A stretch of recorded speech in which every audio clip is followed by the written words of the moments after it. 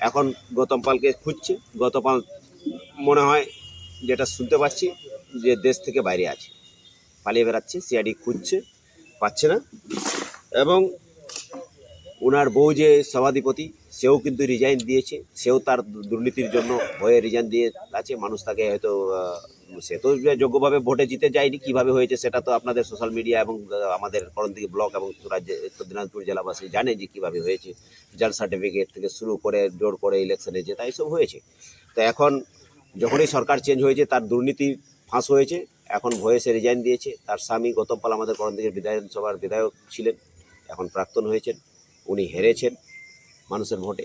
এখন উনি এই দুর্নীতির থেকে বাঁচার জন্য বা ওই মানে জেল হাজত থেকে বাঁচানোর জন্য ও বিদেশে গিয়ে পালিয়ে আছে, যেটুকু শুনছি লোকমুখে। করণদিঘিতে গৌতম পাল যুগের অবসান, সাংগঠনিক সভা থেকে কংগ্রেসের বড় বার্তা। উত্তর দিনাজপুর জেলার করণদিঘি ব্লকের রসাখোয়া 1 নম্বর অঞ্চলের মহেশপুরে বৃহস্পতিবার জাতীয় কংগ্রেসের এক গুরুত্বপূর্ণ সাংগঠনিক আলোচনা সভা অনুষ্ঠিত হয়। সভা থেকে কংগ্রেস নেতৃত্বের পক্ষ থেকে আগামী নির্বাচনের প্রস্তুতি, বুথ ভিত্তিক সংগঠন শক্তিশালী করা এবং বিজেপির বিরুদ্ধে রাজনৈতিক লড়াই আরও জোরদার করার বার্তা দেওয়া হয়। সভায় বক্তব্য রাখতে গিয়ে কংগ্রেস নেতারা বলেন, দেশের গণতন্ত্র ও সাংবিধানিক মূল্যবোধ রক্ষার লড়াইয়ে কংগ্রেস নেতা রাহুল গান্ধী সামনের সারিতে রয়েছেন। তাই তার হাত শক্ত করতে তৃণমূল স্তর থেকে সংগঠনকে আরও মজবুত করতে হবে। আগামী দিনের রাজনৈতিক পরিবর্তনের লক্ষ্যে প্রত্যেক বুথে সক্রিয় বাহিনী গড়ে তোলার উপরে জোর দেন নেতারা। এদিনের সভায় রাজনৈতিক মহলে বিশেষভাবে চর্চার বিষয় হয়ে ওঠে কংগ্রেস নেতৃত্বের মন্তব্য। করণদিঘিতে গৌতম পালের অধ্যায় এখন অতীত। এই বক্তব্যের মাধ্যমে এলাকায় নতুন রাজনৈতিক সমীকরণ এবং কংগ্রেসের সাংগঠনিক আত্মবিশ্বাসের ইঙ্গিত মিলেছে বলে মনে করছেন রাজনৈতিক পর্যবেক্ষকরা। সভায় উপস্থিত ছিলেন করণদিঘি ব্লক কংগ্রেসের সভাপতি ভাবেন ঘোষ, প্রদেশ কংগ্রেস কমিটির সদস্য আবু বাক্কার, ব্লক সহসভাপতি আবুল কাশেম, 2026 সালের বিধানসভা নির্বাচনের সম্ভাব্য প্রার্থী মুর্শিদ আলম, রসাখোয়া অঞ্চল সভাপতি কাস্তুর আলী সহ দলের একাধিক নেতাকর্মীরা। পাস হয়েছে সেগুলো নিয়েও করেছে আন্দোলন, এবং সেটা নিয়ে আমাদেরকে নামতেও হবে, এবং আমাদেরকে আরও নামতে হবে। যেগুলো এসআইআর সম্পর্কে যেগুলো নাম 29,000 বাতিল হয়েছে, সেগুলো বিষয়ে একটু আমাদেরকে দেখতে হবে। আর আমাদের রায়গঞ্জে একটা এমস প্রিয়দা থাকতে, আমাদের কেন্দ্রীয় মন্ত্রী প্রিয়দা, আমাদের যে শ্রদ্ধেয় ব্যক্তি, যিনি পরলোক গমন করেছেন, উনার আশীর্বাদে, উনার দয়ায় কিন্তু আমরা কিন্তু আমাদের উত্তর দিনাজপুরের পানিশালাতে আমরা কিন্তু এমস একটা পেয়েছিলাম। কিন্তু দুর্ভাগ্য যে মমতা ব্যানার্জি স্বৈরাচারী শাসক, আমাদের পিছিয়ে পড়া এলাকা উত্তরবঙ্গ এবং তার মধ্যে উত্তর দিনাজপুর আরও পিছিয়ে পড়া, যেখানে প্রিয়দার অবদানটা ছিল, উনি নিয়ে এসেছিলেন আমাদের এখানে, কিন্তু আমাদের কাছ থেকে কেড়ে নিলেন মমতা ব্যানার্জি। নিয়ে গেলেন কোথায়? কল্যাণীতে। যে কল্যাণীর পাশে হচ্ছে কলকাতা। কলকাতাতে অনেক বেসরকারি নার্সিংহোম আছে, বড় বড় নার্সিংহোম আছে, অনেক ব্যবস্থা আছে, ওখানে অনেকগুলো হসপিটাল আছে, পিজি থেকে শুরু করে সুপার স্পেশালিটি থেকে শুরু করে মেডিকেল কলেজ থেকে শুরু করে প্রচুর আছে দক্ষিণবঙ্গে। কিন্তু ওনার এটা সহ্য হলো না যে উত্তরবঙ্গে, উত্তর দিনাজপুরে একটা এমস হসপিটাল হচ্ছে, এখানকার জনগণের স্বার্থে, এখানকার জনগণের মুখে লাথি মেরে কিন্তু এখান থেকে কিন্তু এমসটা নিয়ে চলে গেছে। কংগ্রেসের এমএলএ ছিল, আপনারা কি এরকম আজ পেয়েছেন? পাননি।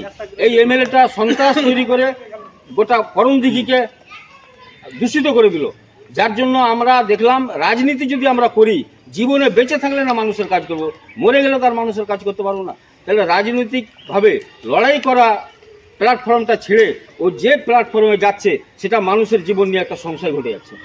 যার জন্য একে তাড়াবার জন্য আমি কিন্তু আমাদের নেতৃত্বকে আমি বলেছিলাম যে করণদিঘিতে অন্তত জোট করতে হবে, না হলে কিন্তু গৌতম পালকে তাড়ানো যাবে না। আমার সঙ্গে মতবিরোধ তৈরি হয়ে গেল যে জোট যেহেতু হয়নি, আমি ওখানে বলতে পারবো না, ঠিক আছে ওরা বলতে পারবো না, কিন্তু আমরা করণদিঘির স্থানীয় লোক আমরা জোট করতে চাইছি। কেন করতে চাইছি? গৌতম পালকে তাড়াতে হবে। যার জন্য ম্যাক্সিমাম লোক আমাকে মতামত দিয়েছে, আমরা আলোচনাও করেছি। শেষ পর্যন্ত আমরা জোটটা যখন গোটা পশ্চিমবাংলায় হলো না, আমি কিন্তু জোটের পক্ষে সওয়াল করেছি গোটা করণদিঘির জন্য।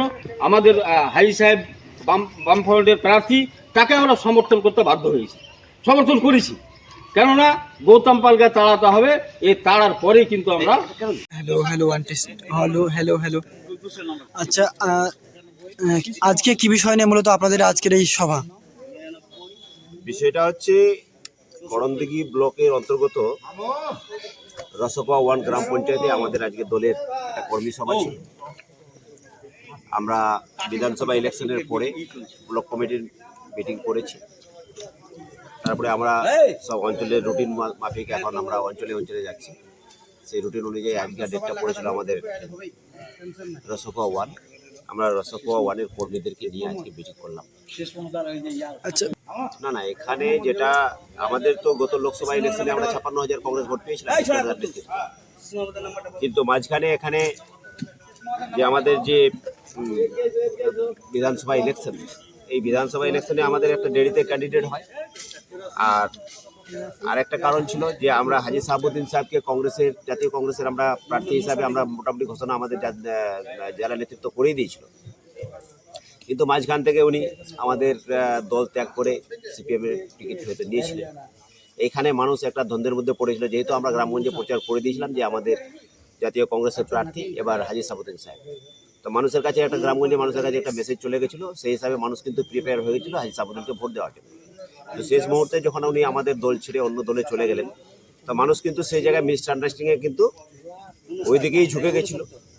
আমরা সেইভাবে প্রস্তুতি আর নিতে পারিনি, কিন্তু আমাদের করণদিঘির মাটি এটা তো কংগ্রেসেরই মাটি, এটা কংগ্রেসেরই ঘাটি, এটা প্রিয়দার মাটি, এটা হাজী সাজ্জাদ সাহেবের মাটি। তা আজকে আমরা যা সাড়া পাচ্ছি, সরকার তৃণমূল সরকার এখান থেকে গেছে, প্রচুর মানুষ আমাদের সাথে যোগাযোগ রাখছে, সাধারণ মানুষ থেকে ভালো ভালো নেতা কর্মী যারা ছিল অন্য দলে, যারা ভালো মানুষ তারা আমাদের সাথে যোগাযোগ রাখছে যে আমাদের জাতীয় কংগ্রেসে আসবে। তারা একমাত্র বিকল্প এখন জাতীয় কংগ্রেস।